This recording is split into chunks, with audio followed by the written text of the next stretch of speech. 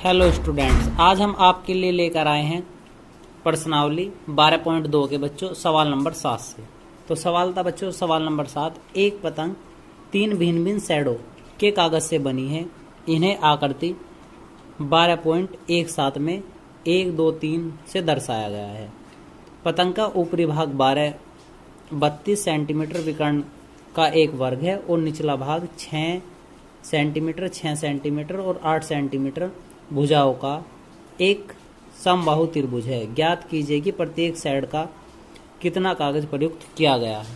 तो बच्चों इसने एक आपको हिस्सा दे रखा, क्या, एक पतंग का ऊपरी विकर्ण, ये वाला विकर्ण, यदि हम इसे बांट लें ए, बी, सी और डी में, तो पूरा का पूरा विकर्ण कितना दिया हुआ बच्चों, पूरी लंबाई दे दी इसने कितनी, 32।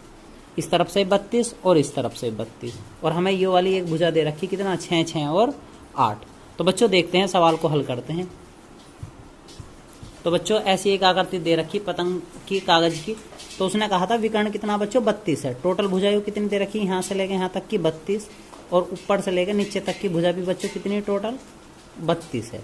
ठीक है बच्चों, अब इसमें हमें 32 वाली भुजा में से यदि हम एक एक भुजा निकालना चाहें, यानी कि इसे त्रिभुज बना दें, A B C D, A B C D, और बीच वाले पॉइंट को बच्चों हम कोई भी एक पॉइंट कहते हैं। सपोज हमने क्या कहा, ओ कहा।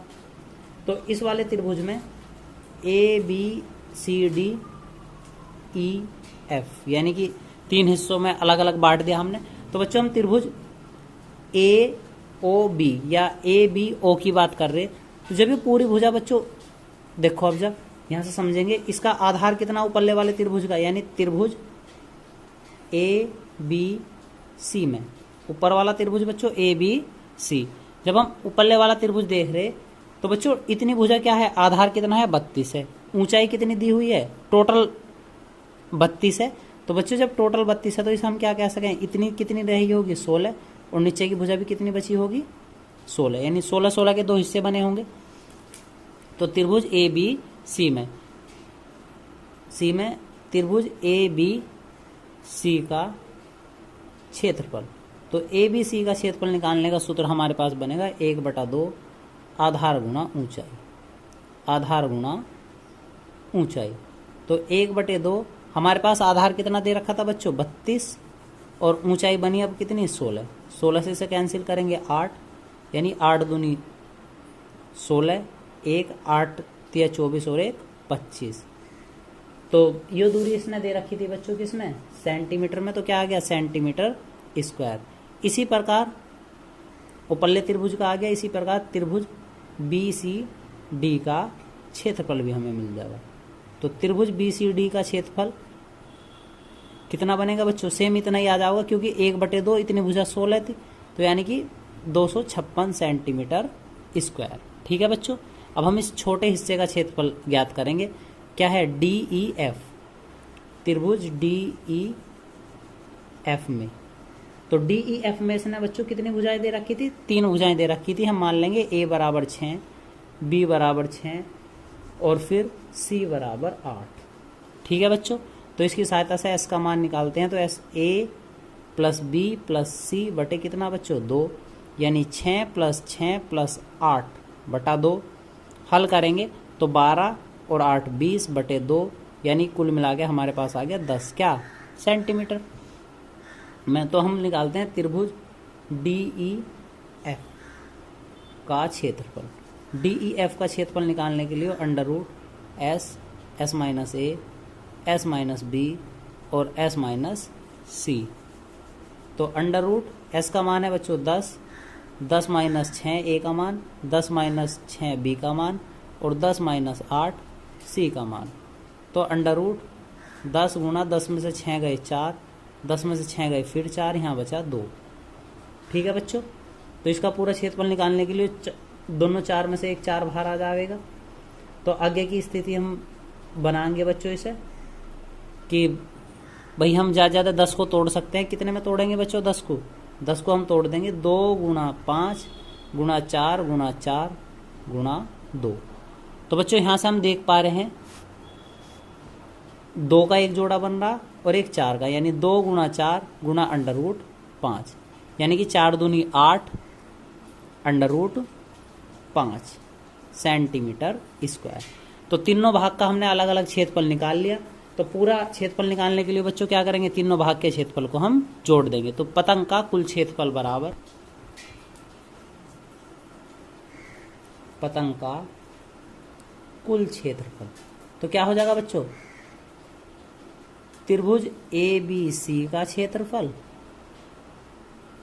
प्लस त्रिभुज BCD का क्षेत्रफल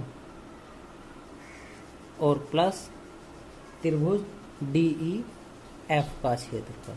तो हमें सारों के क्षेत्रफलों को हम क्या कर देंगे बच्चों, ऐड कर देंगे। तो एक क्षेत्रफल 256, दूसरे का क्षेत्रफल भी 256 और इस वाले का क्षेत्रफल आया बच्चों 8√5। तो अब हम क्या करते हैं बच्चों, पूरे को ऐड करते हैं। तो ऐड करने के लिए हमारे पास कितना बनेगा बच्चों, ऐड करने के लिए कागज के साइड में प्रयुक्त कागजी पूरे पतंग का ही क्षेत्रफल ज्ञात करना था। तो 6 दूनी 12, 5 दूनी 10 और एक हासिल का 11, 4 और 1 5 प्लस 8√5। तो बच्चों अब हम इससे √5 को भी हल करेंगे। तो √5 का वर्गमूल निकालने के लिए 5 भाग विधि से निकालते हैं बच्चों। कितने से, 2 दूनी 4, 1 4 हो गया बच्चों। दशमलव लगा के कितने जीरो उतार लेंगे, 2 जीरो। तो लगभग 2 बार 84 हो जाएगा। तो लगभग कितने का बना दिया बच्चों, 552। 12 प्लस 8 गुना 2.22, 512 प्लस 8 दूनी 16, 1 16 और 1 17, लगभग इतना। तो 0.6, 7 और 2 9, 1 और 1 2 और ये कितना 5। यानी कि पतंग का कुल क्षेत्रफल कितना था बच्चों, कितना कागज प्रयुक्त हो रहा होगा, 529.6 सेंटीमीटर स्क्वायर। ठीक है बच्चों। तो वो कह रहा था प्रत्येक साइड के लिए कागज, यानी कि हमसे अलग अलग क्षेत्रफल पूछ रहा था। तो अलग अलग क्षेत्रफल भी निकाल दिया बच्चों यहाँ से हमने और पतंग का कुल क्षेत्रफल भी ज्ञात कर दिया। ठीक है बच्चों। अब देखते हैं नेक्स्ट क्वेश्चन। तो बच्चों क्वेश्चन नंबर 8 देखते हैं क्या कह रहा। फर्श पर एक फूलों का डिजाइन 16 त्रिभुजाकार टाइल से बना है, जिसमें से प्रत्येक की भुजा 9 सेंटीमीटर, 28 सेंटीमीटर और 25 सेंटीमीटर है। देखिए आकृति 12.18। इन टाइल्स को 50 पैसे प्रति सेंटीमीटर स्क्वायर की दर से पॉलिश करने का व्यय ज्ञात कीजिए। तो हमें बच्चों ये दे रखी थी, एक त्रिभुजाकार टाइल्स का डिजाइन है। तो बच्चों इसने बनाया, एक पूरी भुजा बनाने के लिए एक लीली पट्टी दे रखी बच्चों, कैसी, एक सफेद पट्टी दे रखी। तो उसने बनाया एक 28, एक 9 और एक 35, यानी और इस प्रकार के कितने त्रिभुजाकार आकृति दी हुई बच्चों, कितने डिजाइन है, 16 डिजाइन है। यानी कि 1 2 3 4 5 6 7 8 9 10 11 12 13 14 15 16, यानी कि 8 आकृति तो आपको हल्के से नीले कलर में दिखाई दे रही है और 8 आकृति सफेद में, पर सभी कैसी हैं बच्चों, समान है। तो केवल हम किसी एक आकृति का क्षेत्रफल निकाल लेंगे और इसकी सहायता से क्या करेंगे, पूरी टाइल्स का क्षेत्रफल निकाल लेंगे। और जो हमारा क्षेत्रफल आएगा 16 की गुना कर देने के बाद उसमें हम कितने गुना कर देंगे बच्चों, 50 पैसे की गुना कर देंगे। देखते हैं क्वेश्चन। तो बच्चों प्रश्न संख्या 8। तो 8 में क्या कह रहा हो, उसने कुछ हमें भुजाएं दे रखी थी, हम भुजाएं मान लेंगे बच्चों। माना A बराबर 9 सेंटीमीटर, B बराबर हमारे पास रहा 28 सेंटीमीटर, C बराबर बच्चों हमारे पास रहा 35 सेंटीमीटर। तो पहले इसकी सहायता से S का मान निकालते हैं। A plus B plus C बटा 2, यानी कि 9 प्लस 28 प्लस 35 बटे 2। तो बच्चों जब हम S का मान निकालते हैं तो ये हो जाएगा 5 और 8 13, 13 और 9 22, हासिल लगे 2, 2 और 3 5, 5 और 2 7 बटे 2, यानी S बराबर हमारे पास आ गया बच्चों हल करके 36। अब इसकी सहायता से हम क्या करते हैं बच्चों, एक त्रिभुजाकार का केवल एक टाइल्स का क्षेत्रफल निकालते हैं। ठीक है बच्चों, एक त्रिभुजाकार टाइल का क्षेत्रफल।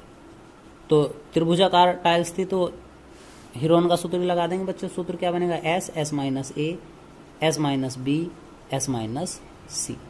तो बच्चों जब हम हल करते हैं तो S का मान हमारे पास 36, 36 माइनस 9, 36 माइनस 28 और बच्चों दूसरे वाला बनेगा 36 माइनस 35। तो अब इसे हल करते हैं बच्चों। तो अंडर रूट 36 और 36 में से 9 गए बच्चों, कितना बचेगा 27, गुणा 36 में से 28 गए बचा 8, और 36 में से 35 गए बचा बच्चों 1। ठीक है, अब हम इसे टुकड़े काटेंगे। तो 36 है बच्चों सबसे पहले तो 4 निम 36 हो गए। तो पहले तो इसे काट लो, 9 गुणा 4 गुणा 27 को हम लिख सकते हैं बच्चों 3 गुणा 9 यानी 9 3 27, और 8 को हम लिख सकते हैं 2 गुणा 4। एक तो बच्चों कुछ मतलब ही नहीं था, एक एकम 1 हो गया, समझे। तो इसमें से बाहर निकालने के लिए हमारे पास यहाँ से बच रहा बच्चों 2 9 में से 1 9 बाहर निकाल देंगे, 2 4 में से 1 4 बाहर निकाल देंगे। तो हमारे पास बचा 4 गुणा 9, और अंडर रूट में हमारे पास बचेगा बच्चों कितना 3 गुणा 2 यानी 9 चौक 36 अंडर रूट 6। तो बच्चों पहले अंडर रूट 6 का ही वर्गमूल निकालते हैं। तो 6 का भाग विधि से वर्गमूल निकालने के लिए कितने बार मारनी चलेगी बच्चों 2 बार, 2 दूनी 4, कितना बचेगा बच्चों 2, 2 दूनी 4, दशमलव लगा के कितने अंक उतार लेंगे बच्चों 2। तो 2 अंक उतारने पे लगभग 5 बार, 5 पंजे 25, हासिल लगे 2, 5 चौक 20 और 2 22। तो लगभग बच्चों 25 अंक ज़्यादा हो जाएगा। तो अब की बार कितनी बार चलाएंगे हम इसे 4 बार, और 4 बार चलाने पर कितने बार बनेगा बच्चों 4 बार हल करते हैं इसे, 4 चौक 16, हासिल लगा 1, 8 और 1, 4 चौक 16 और 1 17, यानी कि 25 शेष बचा। कितना शेष बचा बच्चों, यानी कि 2.4 हो गया। अब की बार 2 जीरो होड़ लेते हैं, 4 दूनी कितना हो जाएगा बच्चों 8, और ये 4 कितनी बार मारनी चला देंगे बच्चों 5 बार। तो 5 पंजे 25, हासिल लगे 2 20, 5 8 40 और 2 42, हासिल लगे फिर से 4, 5 चौक 20 और 4 24, लगभग कितने बार बच्चों 5 बार। यानी कि हमारे पास इसका मान आ गया 36 गुणा 2.45। जब 36 और 2.45 की हम गुणा करेंगे तो बच्चों हमारे पास आ जाएगा 88.2 क्या सेंटीमीटर स्क्वायर। तो बच्चों ये किसका आया, केवल त्रिभुजाकार एक टाइल्स का। हमारे पास कितनी टाइल्स थी इस प्रकार की बच्चों, इस प्रकार की हमारे पास थी 16। तो बच्चों 16 टाइल का क्षेत्रफल, तो क्या हो जाएगा बच्चों 16 गुना 88.2, यानी कि अब हम इसकी गुणा कर लेंगे, 16 दूनी 32, हासिल लगे 3, और 16 अट्ठे 128, 128। जब इसकी हम पूरी कैलकुलेशन करेंगे तो बच्चों हमारे पास आ जाएगा 14 मतलब 1411.2 सेंटीमीटर स्क्वायर में। ठीक है बच्चों, तो अब वो क्या कह रहा था हमसे, पॉलिश करने में व्यय। तो पॉलिश करने में कुल व्यय, तो कितना खर्च कर रहे हैं बच्चों हम, एक उस पे उसने कहा था 50 पैसे पर सेंटीमीटर स्क्वायर था, यानी कि कितने गुना कर देंगे बच्चों 0.50 की। तो जब हम इसकी गुना करेंगे तो हमारे पास आ जाएगा बच्चों 705.60। अब यो कहे में बन गया बच्चों, ये पैसे थे यानी हमने रुपयों में ही बदला था दशमलव के बाद, तो ये कितने आ गए इतने रुपए। तो व्यय करने में यानी कि उस पूरे टाइल्स पे पॉलिश कराने में हमें कितना खर्चा देना पड़ेगा 705 रुपये 60 पैसे। उम्मीद है बच्चों आपके समझ आया होगा। देखते हैं इस प्रश्नावली का लास्ट क्वेश्चन। तो बच्चों लास्ट क्वेश्चन है, एक खेत समलंब के आकार का है जिसके समांतर भुजाएं 25 सेंटीमीटर और 10 सेंटीमीटर हैं। इनके असमांतर भुजाएं 14 मीटर और 13 मीटर हैं। इस खेत का क्षेत्रफल ज्ञात कीजिए। एक समलंब आकार था जिसका समांतर भुजाएं कितनी 25 मीटर और 10 मीटर थी। इसकी असमांतर भुजाएं 14 मीटर और 13 मीटर हैं। खेत का क्षेत्रफल पूछ रहा आपसे। ठीक है बच्चों, देखते हैं। ये बच्चों हमें एक समलंब दिया होगा, इसकी पूरी की पूरी भुजा कितनी दी हुई होगी बच्चों, लगभग 25 मीटर, यानी पूरी भुजा कितनी है बच्चों 25 मीटर है, इतनी बड़ी भुजा। अब ऊपर की इसने भुजा कितनी दी हुई है 10 मीटर, तो ऊपर की भुजा है 10 मीटर। तो बच्चों इस पर हम इस प्रकार एक त्रिभुज की रचना करेंगे और यहाँ से एक सीधी लाइन ड्रॉ कर लेंगे इसमें। ठीक है बच्चों, तो जब ये 10 सेंटीमीटर था तो हमने एक समांतर चतुर्भुज बना दिया। जब ये इतनी भुजा 10 है तो इतनी भुजा इसकी भी कितनी बनेगी बच्चों, 10 मीटर बनेगी। यानी कि इतनी भुजा तो क्या रहेगी इस पर, 10 मीटर रहेगी। जब बच्चों टोटल भुजा 10 थी, इतनी टोटल भुजा 25 थी, ये भुजा 10 है, तो ये शेष भुजा कितनी बची बच्चों, 15 मीटर बची। ठीक है बच्चों, तो ये भुजा कितनी रहेगी हमारे पास, 15 मीटर। उसने कहा था दो भुजाएं, एक भुजा 13 मीटर है और एक भुजा 14 मीटर है, यानी ये 14 मीटर और ये 13 मीटर है। ठीक है बच्चों, अब इनकी सहायता से हम त्रिभुज का यानी कि पूरे के पूरे इसका समलंब का क्षेत्रफल यानी पूरे खेत का क्षेत्रफल निकालते हैं। तो इसका क्षेत्रफल निकालने के लिए बच्चों हम अलग अलग इस पर चलेंगे। तो सबसे पहले हम एक हमारे पास यो भी है, यानी ये पूरी 15 सेंटीमीटर, ये अलग भुजा दे रखी है, अलग भुजा दे रखी है। तो देखते हैं बच्चों, इसे हल करते हैं। तो बच्चों हमने इसे नाम दिए A B C D E और M। तो बच्चों सबसे पहले हम देखते हैं B E C। हमें तीनों भुजाएं पता है इसकी, यो 13, यो 14 और यो 5। तो त्रिभुज B E C में तो बच्चों माना A भुजा कितनी दे दी, 13 मीटर, B बराबर 14 मीटर और C बराबर 15 मीटर। ठीक है बच्चों, इसकी सहायता से पहले S का मान निकालते हैं। तो क्या हो जाएगा, 13 + 14 + 15 बटे कितना बच्चों, 2। तो S बराबर 3 और 4 7, 7 और 5 7 5 12, हंसी लगा 1, यानी कि 2 3 4 बटे 2। S बराबर बना बच्चों 21 मीटर। ठीक है बच्चों, इसकी सहायता से हम त्रिभुज का क्षेत्रफल निकालते हैं। त्रिभुज BEC का क्षेत्रफल। तो BEC का क्षेत्रफल क्या बनेगा बच्चों, S - A S - B और S - C। ठीक है बच्चों, तो हम मान रखते हैं इसका सभी का। तो √ S का मान है बच्चों 21, यो बना 21 - 13, दूसरे वाला 21 - 14 और तीसरे वाला 21 - 15। तो हल करते हैं बच्चों इसे। 21 और 21 में से 13 गए बच्चों, हमारे पास कितने बचेंगे, 8 और 21 में से 14 गए 7 और 21 में से 15 गए, हमारे पास बचे बच्चों 6। तो अब हम देखते हैं इसे, वर्गमूल निकालते हैं इसका। तो 21 को तोड़ देंगे 3 × 7, 8 को तोड़ेंगे 2 × 2 × 2, 7 को 7 और 6 को लिखेंगे 2 × 3। तो बच्चों अब हम देखते हैं इस हिस्से में से हम कितना बाहर निकाल सकते हैं। 2 का एक जोड़ा बन रहा बच्चों, इस वाले 2 का भी जोड़ा बन रहा है, इस 7 का भी और 3 का भी। हमारे पास बचेगा 2 × 2 × 3 × 7। तो ये सब बच्चों बाहर आ जाएगा। जब हम इसकी कैलकुलेशन करेंगे तो हमारे पास 2 दूनी 4, 4 तिया 12, 12 सत्ते 84 मीटर स्क्वायर। यानी कि जो हमारे पास यो वाला हिस्सा दे रखा था, इसका क्षेत्रफल कितना आया बच्चों, हमारे पास 84 मीटर स्क्वायर। अब देखते हैं आगे। तो बच्चों अब हम निकालते हैं त्रिभुज BEM का क्षेत्रफल, 1/2 EC × BM। तो बच्चों ये क्षेत्रफल आया हमारे पास 84, क्योंकि दोनों का क्षेत्रफल लगभग समान था। 1/2 EC का मान 15 है और BM हमें ज्ञात करना।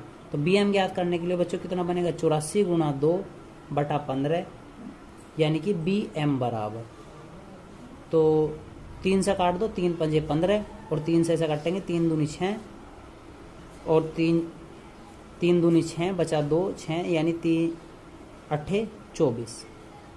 तो बाकी तो कटने का ही नहीं बच्चों। अब इसकी हम कैलकुलेशन कर लें, 28 दूनी 56, यानी BM बराबर हमारे पास आ गया बच्चों कितना, 56/5 मीटर। तो अब हमारे पास BM जो हमारे पास ये दूरी दे रखी थी बच्चों, देखो कितनी, BM कितनी आ गई हमारे पास यहाँ से, 56/5। जब 56/5 बन गया बच्चों, तो एक समांतर चतुर्भुज है। समांतर चतुर्भुज का हम क्षेत्रफल जब निकाल लेंगे तो क्षेत्रफल क्या निकाल देंगे, एक भुजा 10 थी और एक भुजा कितनी आई बच्चों, 56/5। तो दोनों का जब हम गुणनफल निकाल देंगे तो क्या आ जाएगा, समांतर चतुर्भुज का क्षेत्रफल। तो बच्चों समांतर चतुर्भुज का क्षेत्रफल, समांतर चतुर्भुज का क्षेत्रफल तो क्या बनेगा, 10 × 56/5, यानी 5 से इसे काटेंगे 2 बार, कितना आ गया, 112 मीटर स्क्वायर। तो बच्चों समांतर चतुर्भुज का क्षेत्रफल तो आया 112 मीटर स्क्वायर, और जो हमारा त्रिभुज था BEC उसका क्षेत्रफल हमारे पास आया था 84। तो पूरे समलंब का क्षेत्रफल कितना हो जाएगा बच्चों, अतः समलंब क्या था, ए बी सी डी का क्षेत्रफल। तो पूरे समलंब का क्षेत्रफल बन जाएगा बच्चों कितना, 112 प्लस में कितना बच्चों 84, जब हम ऐड करेंगे तो 196। कह में चल रहा था मीटर में, तो मीटर स्क्वायर। तो उम्मीद है बच्चों आज का वीडियो आपको पसंद आया होगा। तो बच्चों ये प्रश्नावली 12.2 यहाँ ही तक थी। अब कल से चलेगा नेक्स्ट टॉपिक अध्याय 13। ठीक है बच्चों, तो आपको हमारा वीडियो कैसा लगा कमेंट बॉक्स में कमेंट करके बताएं। हमारे चैनल को सब्सक्राइब करें। धन्यवाद।